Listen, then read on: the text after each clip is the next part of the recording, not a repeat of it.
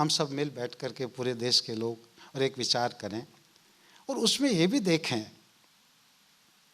कि हम जो है हिंदी से जो हमारी विभिन्न प्रांतीय भाषाएं हैं उनको इस प्रकार से जोड़ें कि उनके बीच में एक गहरी समन्वयात्मकता रहे और कहीं कुछ ऐसा अनुभव न हो कि ये अलग है, ये अलग है।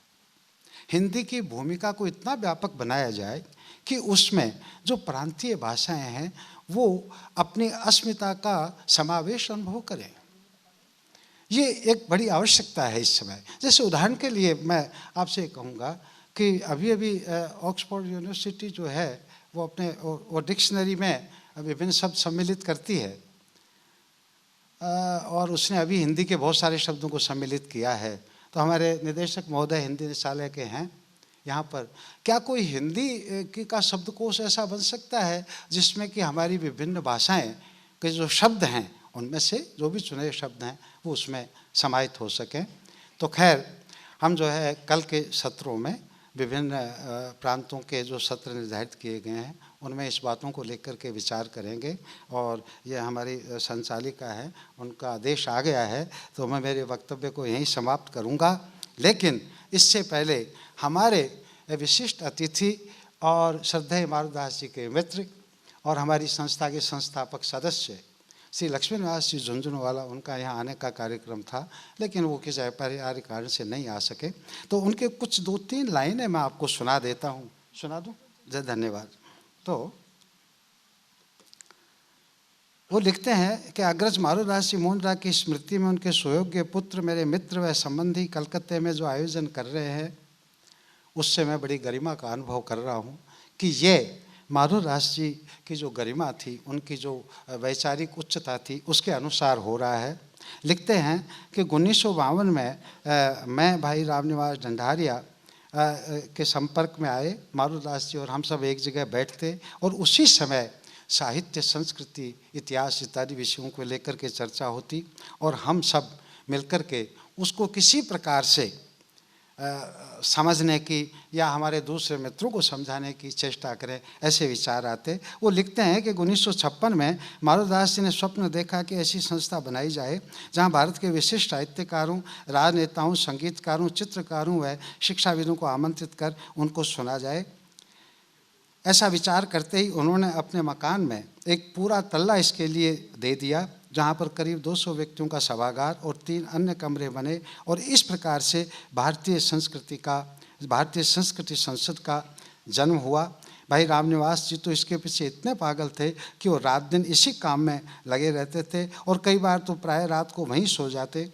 धीरे धीरे हरिप्रसाद जी माहेश्वरी और हम भी जुड़े उनसे। गोकुलदास जी दमानी व विजय बर्मन जुड़ गए। विजय बर्मन संगीत के पीछे पागल थे। मैं पागल शब्द उनका लिखा हुआ वही बोल रहा हूँ मैं यहाँ पर। तो वो कहते कि उसके पागल थे और उन्होंने अपने मित्र कृष्ण गोपाल कंधारी को भी हमसे जोड़ लिया और इस प्रकार से हम सब ने मिलकर के इस भारतीय संस्कृति की स्थापना की। आप जो आयोजन इस समय भारतीय संस्कृति संसद और भारतीय विद्या मंदिर कर रहे हैं उसके प्रति मेरी बहुत बहुत हार्दिक शुभकामनाएँ। उनकी तरफ से मैं ये निवेदन कर रहा हूँ। आप सब ने मेरा वक्तव्य सुना, धन्यवाद।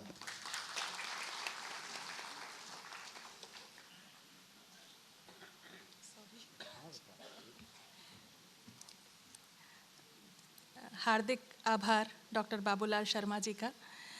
हिंदी भारत की प्राणधारा इसलिए है कि अभी उन्होंने जो एक छोटा सा इतिहास हमारे सामने रखा, उस तरह के अनगिनत इतिहासों ने मिलकर हिंदी को भारत की प्राणधारा बनाया है और इसलिए इस दशा और दिशा पर विचार करना आज की पीढ़ी का कर्तव्य भी है, दायित्व भी।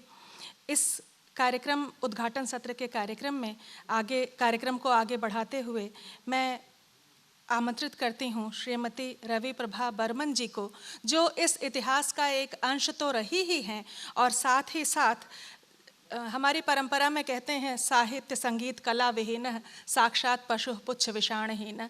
साहित्य और संगीत दोनों का एक मूर्तिमंत रूप, मनुष्यता की प्रतिमूर्ति सौम्य मृदुल श्रीमती रवि प्रभा बर्मन जी अपना वक्तव्य रखेंगी।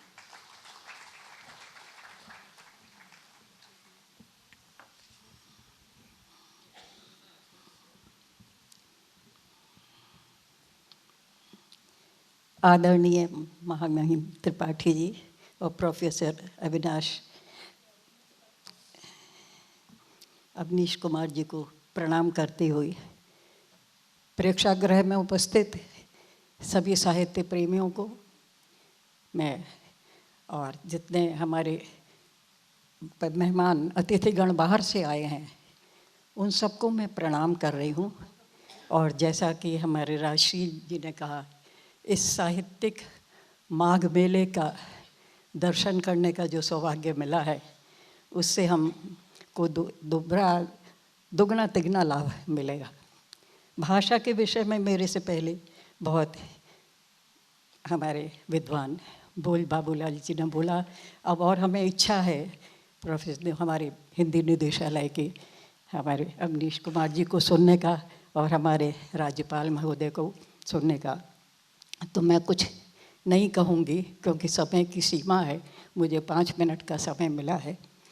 पर मैं अपनी बात कुछ 2 बात उसमें जोड़ना चाहूँगी कि हमें अगर हिंदी को बढ़ाना है और संपर्क भाषा बनाना है तो मेरा निवेदन है कि अपने कोर्स में ऐसा हो शुरू से, भले 10 नंबर का हो पेपर के, हम दूसरी भाषा सीखना आवश्यक हो।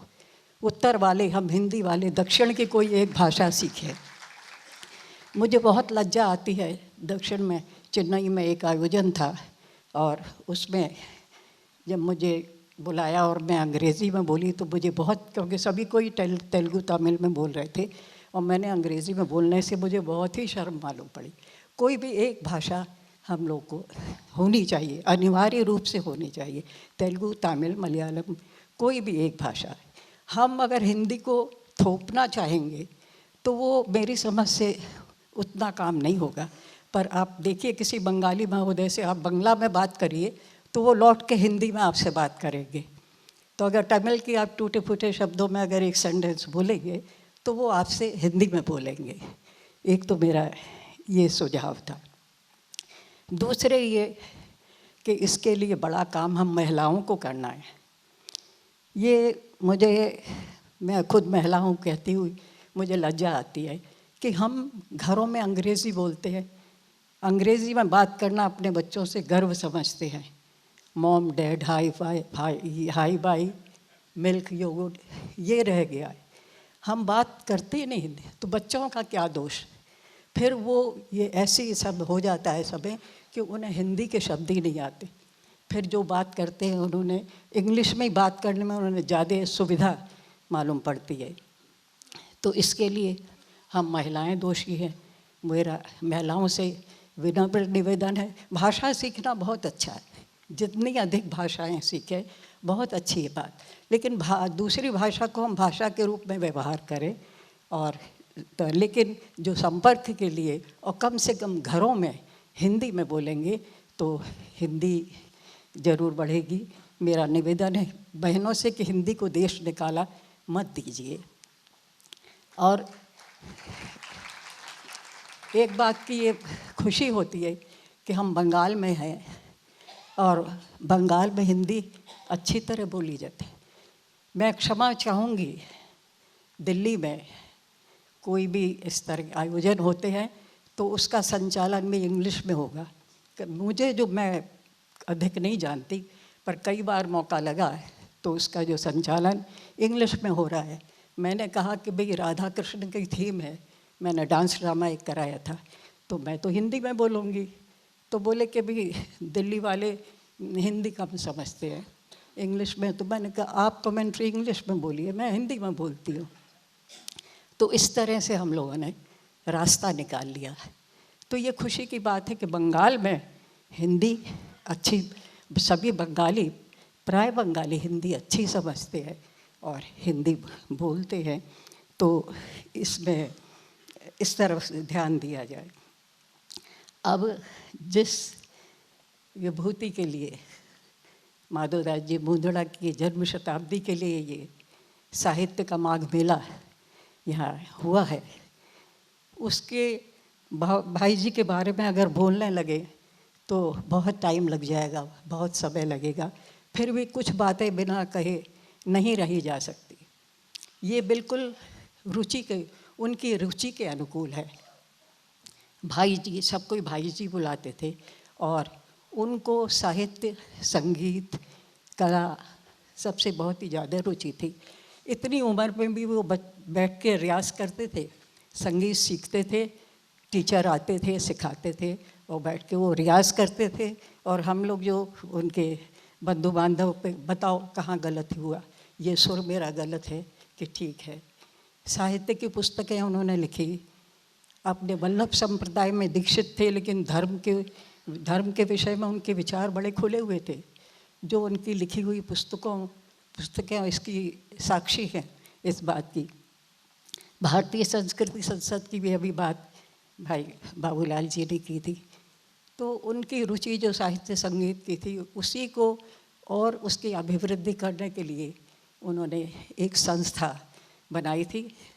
और उस संस्था को क्लब नहीं कहा जा सकता, लेकिन दिन भर के जो थके हारे ऑफिस से लोग उठते और वहाँ बैठते और शुद्ध शाकाहारी व्यंजनों के साथ चाय पान करना और चर्चा, इधर उधर घर की कोई चर्चा नहीं, किसी को नहीं मालूम घर में क्या, कोई पर्सनल बात नहीं होना, साहित्य चर्चा, संगीत की चर्चा। तो संसद में फिर धीरे धीरे महिलाओं को भी लेने लगे। उस ज़माने में सोचिए, ऑर्थोडॉक्स फैमिली की हम महिलाएं जो कभी घर से निकलने का सोच चद्दर ओढ़ के घूंघट काट के निकलती थी, लेकिन संसद एक ऐसी संस्था भाई जी ने स्थापित करी कि जहाँ पर निसंकोच हम लोग आ सकते थे। हमारे घर के बड़े लोग को आपत्ति नहीं थी वहाँ जाने के लिए। तो धीरे धीरे महिलाएं भी आने लगी और फिर बच्चों को भी ले लिया। और इस तरह के कार्यक्रम कलकत्ता में, ये शायद पहली संस्था ऐसी थी कि जिसके परिवार के लोग, महिलाएं, बच्चे सभी बैठ के अपने अपनी जो छुपी हुई प्रतिभा है उसको उजागर करें और सब मिल के भाग लें। भारतीय संस्कृति संसद एक ऐसी संस्था थी। अब भाई जी की प्रेरणा से ही एक बात उनमें ये गुण था कि प्रतिभा को पहचानने का।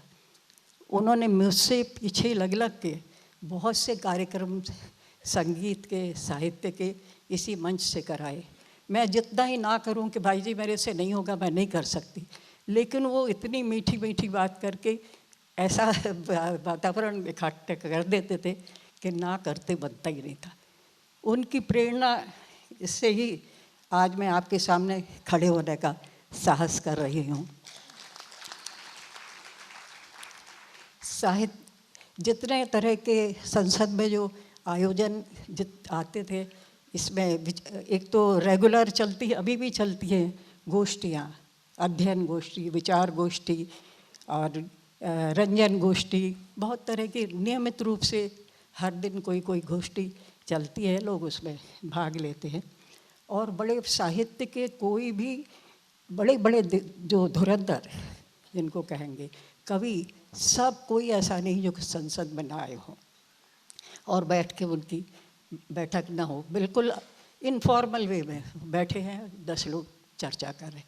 संगीत का कोई भी क्लासिकल संगीत, फिल्मी संगीत नहीं, क्लासिकल संगीत का कोई भी ऐसा गायक नहीं है जिसने कि संसद स्टेज पर अपना प्रदर्शन न किया हो। और बड़े बड़े अद्भुत प्रोग्राम हुए हैं वहाँ पर कि जैसे उस्ताद पंडित रविशंकर और ये अलाउद्दीन साहब, इन सब बड़े इनके डुएट प्रोग्राम हुए। संतूर जो कहते हैं, जिसका शिव कुमार शर्मा का संतूर सबसे पहले संसद ने दिया। ओडिसी नृत्य का परिचय कलकत्ता को संसद ने दिया, जबकि पाणिग्रही आई थे यहाँ पर। तो इस तरह संगीत हो, फिर बड़े बड़े विचारक, संत, महात्मा सभी संसद में आ चुके हैं और सबके साथ में रह के एक बड़ा स्वस्थ मनोरंजन, एक स्वस्थ वो विचार मंच संसद ने तैयार किया। बड़े बड़े सम्मेलन, जैसा आज सम्मेलन, तो बड़े बड़े सम्मेलन भी हो चुके हैं, काव्य समारोह, कथा समारोह, उसमें भी पूरे देश से लोग आए थे।